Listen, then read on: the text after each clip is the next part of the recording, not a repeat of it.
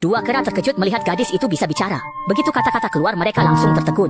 Ini cuplikan film terbaru, Planet of the Apes, New Kingdom. Cerita berlatar 300 tahun setelah kematian Caesar. Akibat virus flu, manusia mundur menjadi makhluk berinteligensi rendah. Sementara kera menguasai bumi dan membangun kerajaan. Mereka bisa menjinakkan kuda, melatih elang, bahkan menggunakan jaring untuk memburu manusia sebagai budak. Sementara itu, tokoh utama Noah bersama sahabatnya Suna dan Anaya sedang memanjat mencari sarang elang. Setelah perjalanan jauh, mereka menemukan sarang elang di puncak gunung. Saat elang pergi, mereka mendekat dan hanya menemukan 3 telur. Berdasarkan ajaran tetua, tidak boleh mengambil semua, harus menyisakan 1 agar elang tetap berkembang biak. Besok hari persatuan, Noah sebagai kakak tertua memberi kesempatan pada 2 sahabatnya. Sementara ia mencari sarang lain. Namun, tebing tinggi menghadang. Noah melihat sekeliling, mengambil tongkat besi, lalu melompat ke tebing curam itu.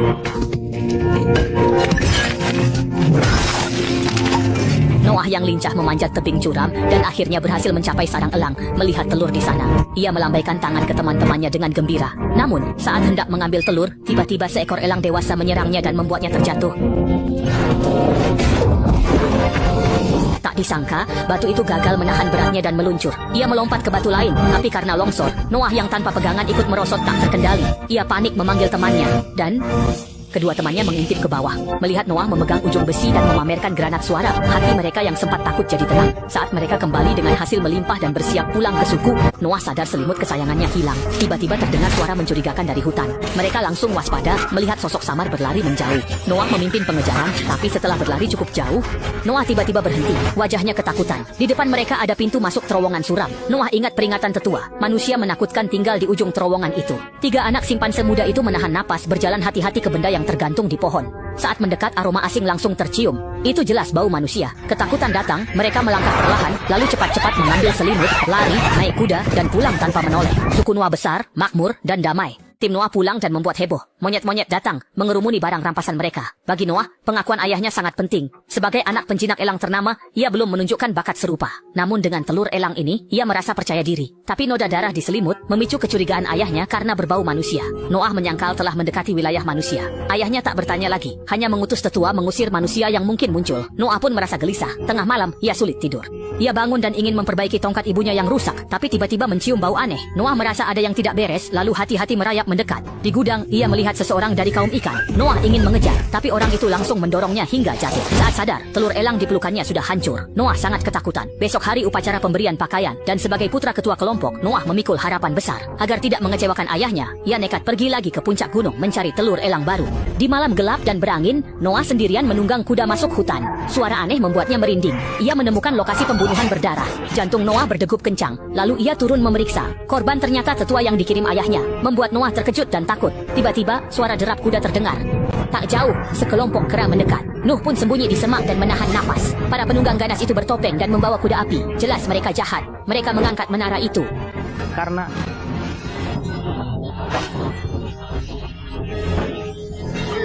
pada saat inilah sosok Nabi Nuh berada. Jantung Noah berdebar kencang ketika kuda itu tiba-tiba muncul. Dan kuda yang memimpin, Caesar, langsung bersikap agresif. Kuda itu melucu, ikuti jejaknya pasti bisa ketemu Nuh. Dia panik dan mengejar, tapi terlambat. Kembali ke muridnya, hanya ada kehancuran. Suku serigala terdesak penyerbu dan menderita banyak korban. Noah memanjat menara mencari ayahnya, tanpa sadar, membocorkan persembunyiannya. Caesar membuntuti Noah, lalu bersiap menyerang sang kepala suku dengan tongkat listrik.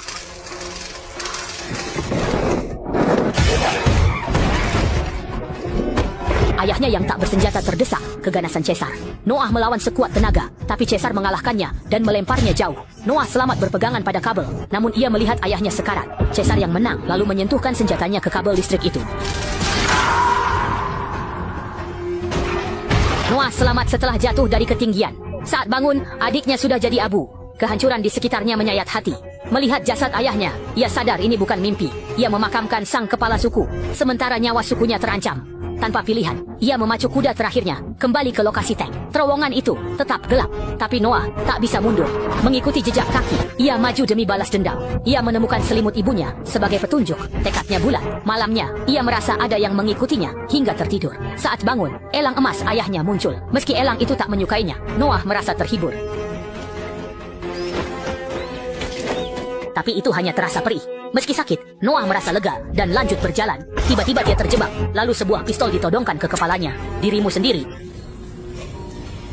Terima kasih, ayahku. Mencuri desaku.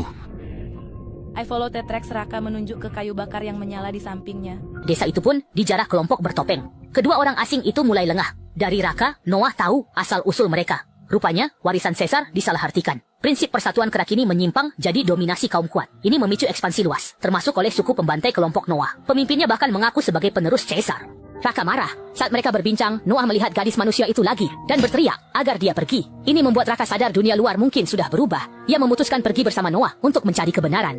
Dalam perjalanan, Jinwoo diam-diam mengikuti mereka. Saat malam dan mereka beristirahat, gadis itu muncul lagi. Meski heran, Raka tetap memberinya makanan dan selimut. Melihat gadis itu makan dengan tubuh gemetar dan diam, Raka mencoba bicara tapi gagal. Noah masih menolak, tapi tidak bermusuhan. Saat malam makin larut dan suasana sunyi, Noah menjelajah sendirian dan menemukan teleskop. Saat ia bingung, para gadis yang mengikutinya ternyata sudah bisa mengoperasikan alat itu. Noah pun sadar, manusia mungkin cerdas seperti kera. Akhirnya, Noah menerima gadis itu ikut. Raka senang, bahkan mengajaknya menunggang bersama dan menceritakan rahasia yang hanya ia tahu. Dalam perjalanan, mereka bertemu sekelompok zebra lucu yang belum pernah dilihat Noah sebelumnya. Gadis di sampingnya terkejut melihat kaumnya di bukit seberang, lalu segera menghampiri mereka bersama Raka. Setelah berdiskusi, Raka dan gadis itu memutuskan untuk tinggal, namun Noah berniat pergi sendirian demi kaumnya. Tak lama kemudian, suasana indah itu dirusak oleh serangan suku bertopeng yang kejam. Mereka menyerang dan memburu manusia tanpa ragu. Raka ingin sekali menolong manusia-manusia itu, tetapi ia merasa tak berdaya untuk melawan. Raka melihat mereka disiksa. Ia menemukan senjata dan siap melawan. Tak jauh sang gadis terdesak. Suku bertopeng jelas mengincarnya. Ada semak untuk bersembunyi, tapi ia akan ketahuan jika diam saja. Caesar memerintahkan anak buahnya berpencar. Gadis itu merangkak di semak, seperti main petak umpet. Saat dikepung, ia melihat Noah di depan. Itulah harapannya. Gadis itu berlari ke Noah, melompati pohon mati ke atas kuda. Caesar mengejar, tapi Noah menendangnya hingga jatuh, dan gadis itu selamat. Pasukan bertopeng terus mengejar, namun Raka datang membantu. Sejak itu, Noah dan kawan-kawan masuk daftar hitam Caesar. Caesar terkejut melihat manusia bicara, karena ia mengira manusia itu bisu. Tapi gadis itu justru menyebut namanya. Alasan dia selalu diam adalah karena Ibunya mengajarinya bertahan hidup. Karena Noah punya tujuan sama, ia menduga kera lain menuju lokasi yang sama. Noah pun menerima usulan itu dan mengajak si gadis. Malamnya, Noah berhasil memperbaiki tongkat listrik yang rusak. Tak lama, mereka tiba di wilayah laut berbahaya. Mereka harus menyeberangi jembatan kayu. Si gadis melangkah duluan, diikuti Noah dan Laka. Tanpa sadar, anak buah Caesar bersembunyi di bawah jembatan untuk menjebak mereka. Tiba-tiba, Caesar menghadang di depan. Si gadis memberi isyarat bahaya, namun jalan mundur mereka telah diblokir orang bertopeng. Akhirnya, gadis itu didorong ke laut. Laka pun langsung melompat ke air. Saat menyelamatkan di air, meski terancam, ia tetap berusaha mendorong gadis itu ke jembatan. Namun ia sendiri hanyut terbawa arus. Noah yang melihat sahabatnya hilang sangat terpukul. Tapi sebagai tawanan, ia hanya bisa menonton. Akhirnya, ia diikat di belakang kuda dan dibawa ke kamp musuh. Kekuasaan suku bertopeng itu mengejutkan. Wilayahnya luas dengan ribuan kera, termasuk budak-budak Caesar dari suku lain. Untungnya, Noah menemukan sukunya. Sementara itu, si gadis dikurung di rumah misterius penuh jejak manusia dan buku kuno. Saat menjelajah, muncul Trefatan, peliharaan Caesar baru. Trefatan hidup dengan membacakan buku, namun si gadis memandangnya sinis. Ia tak tahu Trefatan bukan sekadar hewan patuh. Ternyata, Caesar mengincar harta karun peninggalan manusia berisi teknologi canggih, tapi gerbangnya tak tertembus.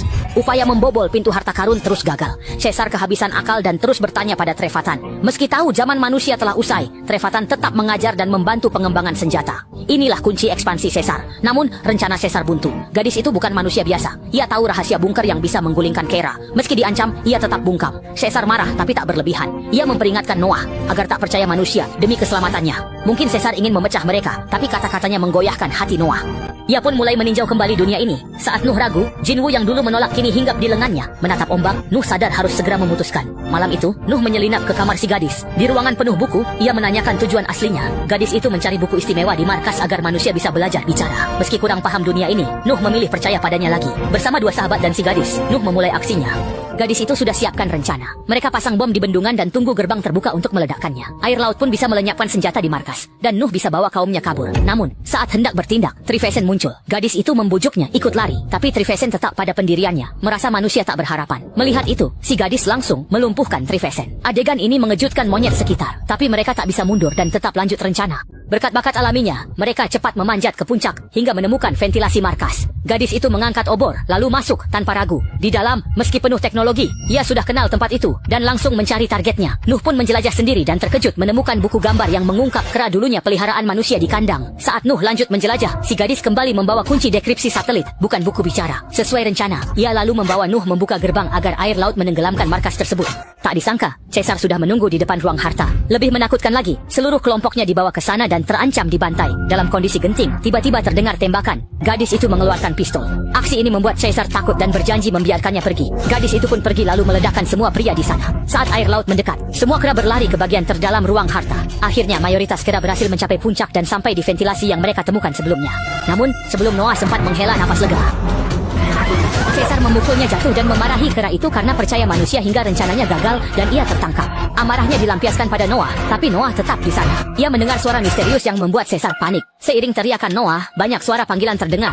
Caesar akhirnya sadar kera-kera itu bukan lagi anak buahnya. Elang-elang perkasa datang membantu, hingga Caesar jatuh dari tebing.